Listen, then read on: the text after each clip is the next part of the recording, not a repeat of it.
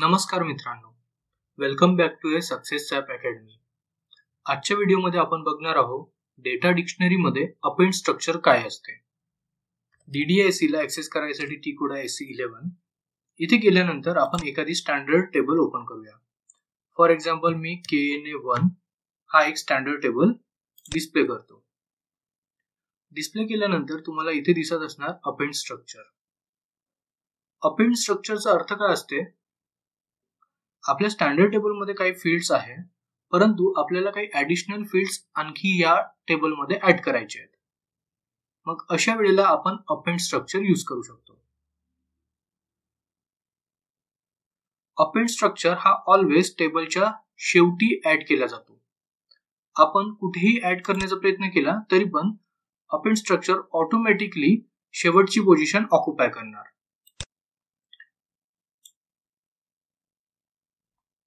इथे तुम्हाला एक्झाम्पल मध्ये दिसत असणार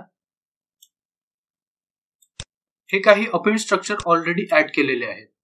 या स्ट्रक्चरनी टेबलच्या सगळ्यात शेवटची पोझिशन ऑटोमॅटिकली ऑक्युपाय केलेली आहे. आज आपण सुद्धा एखादी अपेंड स्ट्रक्चर ऍड करून बघूया. Now to add append structure, click on append structure, then we have to click on create button. इथे आपल्याला एखाद्या स्ट्रक्चरचं नाव प्रोव्हाइड करावं लागेल. फॉर एक्झाम्पल मी घेतो ZZZ str1.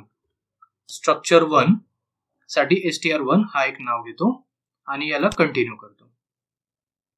कंटिन्यू केल्यानंतर इथे आपल्याला डिस्क्रिप्शन प्रोव्हाइड करावं लागेल. For example me description provide करतो टेस्ट अपेंड स्ट्रक्चर. इथे आपल्याला काही कंपोनंट घ्यावं लागेल. Component is nothing but a field. आपल्याला काही कस्टम फील्ड्स घ्यावे लागतील किंवा समजा तुम्ही इंडस्ट्रीमध्ये काम करायला गेले आणि एखाद्या युजरची रिक्वायरमेंट आहे की आपल्याला स्टँडर्ड टेबलमध्ये काही फील्ड्स ऍडिशनल हवे आहेत. मग अशा केसमध्ये ज्या रिक्वायर्ड फील्ड्स आहेत त्या फील्ड्स आपण इथे कंपोनंट म्हणून घेऊ शकतो. फॉर एक्झाम्पल मी इथे एखादी ऍड्रेस किंवा नेम1, ईमेल ID ह्या काही फील्ड्स यामध्ये ऍज अ कंपोनंट म्हणून घेतो. एक गोष्ट नेहमी लक्षात असू द्या, ज्या वेळेस आपण अपेंड स्ट्रक्चर करतो त्यावेळेस नेम किंवा कंपोनंटची सुरुवात ZZ पासून असायला पाहिजे. म्हणजे आपल्याला 2 वेळेस Z आणि त्यानंतर त्या फील्डचं नाव, अशा पद्धतीने आपल्याला कंपोनंट घ्यावं लागतं. मग मी इथे घेतो ZZ नेम. याचं type already existing data elements मी यूज करतो. For example ZName1. ठीक आहे. त्यानंतर नेक्स्ट एखादी फील्ड घेतो ऍड्रेसची, ZZ ऍड्रेस म्हणून. याचा कंपोनंट टाईप सुद्धा ऑलरेडी एक्झिस्टिंग घेतो, Z. हा डेटा एलिमेंट आपण मागच्या व्हिडिओमध्ये क्रिएट केलेला आहे. जर तो व्हिडिओ तुम्ही बघितले नसणार तर त्याची लिंक सुद्धा मी डिस्क्रिप्शन मध्ये देतो, जेणेकरून कंपोनंट टाईप किंवा डेटा एलिमेंट कसं क्रिएट करायचा हे तुम्हाला समजून येईल. याला मी करतो एंटर. बघा आपला customer data element, custom data element for address हा डिस्क्रिप्शन आपण प्रोव्हाइड केला होता, त्यामुळे तोच इथं आलेला आहे. त्यानंतर आणखी एखादी फील्ड घेतो, फॉर एक्झाम्पल ईमेलची. याची पण सुरुवात ZZ पासून करावी लागेल, ZZ टाइप्स आणि Z ईमेल. याला एंटर केल्यानंतर इथे सगळ्या व्हॅल्यू 00 आल्या बघा. याचा अर्थ Z ईमेल नावाचा डेटा एलिमेंट क्रिएट झालेला नाहीये. मग त्यासाठी आपल्याला यावर करावं लागेल double click. Click on yes button, again yes, local object, data element आपल्याला क्रिएट करायचा आहे. कंटिन्यू केला. इथे डिस्क्रिप्शन प्रोव्हाइड करावं लागेल, customer email address. Then domain name मध्ये आपण डेटा एलिमेंटच नाव घेऊ शकतो. मी याला करतो कॉपी आणि इथे करतो पेस्ट. याला करतो एंटर आणि यावर करतो डबल क्लिक केल्यानंतर सेव्ह लोकल ऑब्जेक्ट यस. ह्या स्टेप्स ऑलरेडी आपण बघितलेल्या आहे. How to create data element हा व्हिडिओ तुम्ही बघितलेत तर तुम्हाला समजून येईल डेटा एलिमेंट कसं क्रिएट करायचं आणि यातले एक एक फील्ड्स एक एक कंपोनेंट आपण बघितलेले आहेत. मग डोमेन साठी आपण एखादी शॉर्ट डिस्क्रिप्शन प्रोव्हाइड करूया.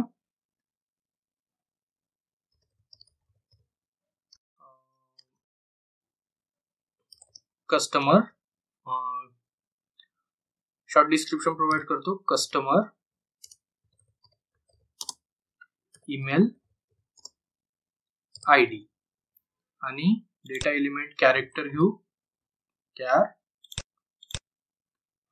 20. बाकी कुठला काही गोष्टी करायच्या गरज नाही. बाकी गोष्टी ऍज इट इज ठेवायच्या आणि याला करायचं save local object check and activate. इथून जायचं बॅक. आपलं डोमेन ऍक्टिव्हेट झालेलं आहे. ठीक आहे, आपलं डोमेन ऍक्टिव्हेट झालेलं आहे. इथून जायचं बॅक.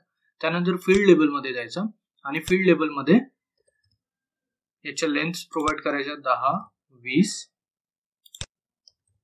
30 आणि 40. चारही बॉक्स मध्ये एकच फील्ड लेबल द्यायचा. ईमेल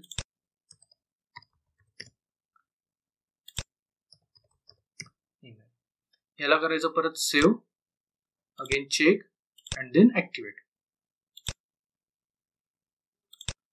ठीक आहे, तर आपला डेटा एलिमेंट ऍक्टिव्हेट झालेला आहे. मग आता इथून आपण जायचं बॅक. बघा इथे आपला डेटा एलिमेंट ऍक्टिव्हेट झाला असल्यामुळे रिप्लिकेट होऊन राहिला आहे आणि इथे त्याचा कॅरेक्टर टाइप कॅरेक्टर 20 आपण घेतला होता तेच आलं. बघा फील्ड लेबल मध्ये आपण जे प्रोव्हाइड केलेला होता ऍड्रेस. मग आता याला करायचं सेव्ह चेक केल्यानंतर काही वॉर्निंग मेसेजेस आलेले आहे. Enhancement category for table is missing. ह्या गोष्टी आपण रिझॉल्व्ह करू शकतो. त्यासाठी जायचं extras enhancement category and then click on continue. पहिली रेडिओ बटन सिलेक्ट करायची, कॅन बी एनहान्स डीप आणि कॉपी करायचा. त्यानंतर परत चेक यस आणि ऍक्टिव्हेट. स्ट्रक्चर ऍक्टिव्हेट व्हायला थोडा वेळ लागू शकतो.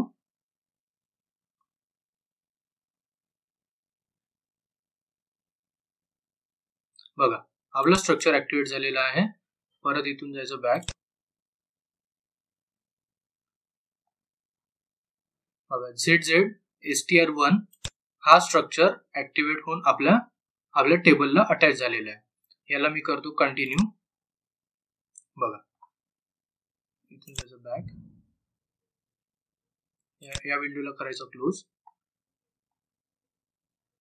त्या विंडोला क्लोज केल्यानंतर सगळ्यात शेवटी टेबलच्या सगळ्यात शेवटी आपला स्ट्रक्चर ऍड झालेला असायला पाहिजे. बघा डॉट अपेंड आणि ZZ name address again email ID. बघा ZZ str1 ह्या नावाचा स्ट्रक्चर इथं ऍड झालेला आहे आणि तो ऑटोमॅटिकली टेबलच्या सगळ्यात शेवटी आपली पोझिशन ऑक्युपाय केलेला आहे.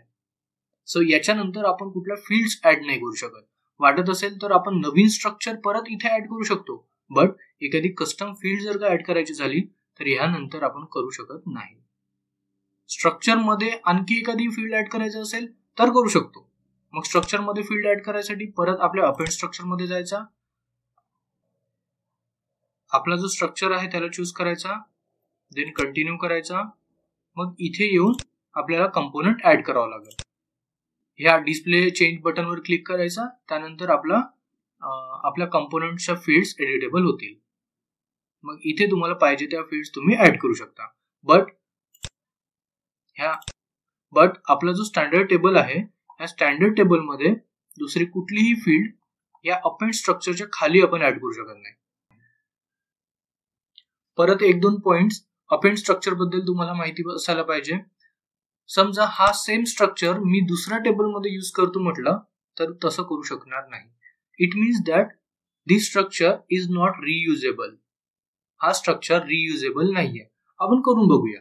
एखादी मी दुसरा टेबल ओपन करतो. आपल्या स्ट्रक्चरचं नाव आहे ZZ-str1. मी याला करतो कॉपी आणि एखादी MEKT टेबल ओपन करून बघतो.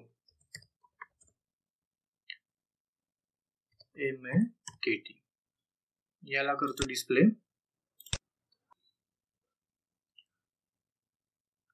तो सेम स्ट्रक्चर आपल्या या स्टँडर्ड टेबल मध्ये ऍड करण्याचा प्रयत्न करतो.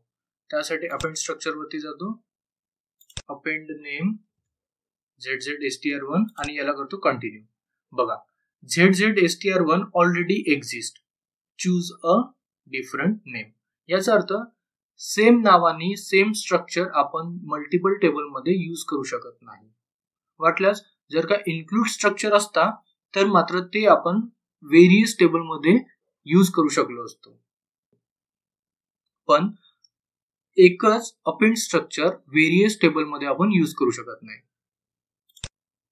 हे याचा लिमिटेशन आहे.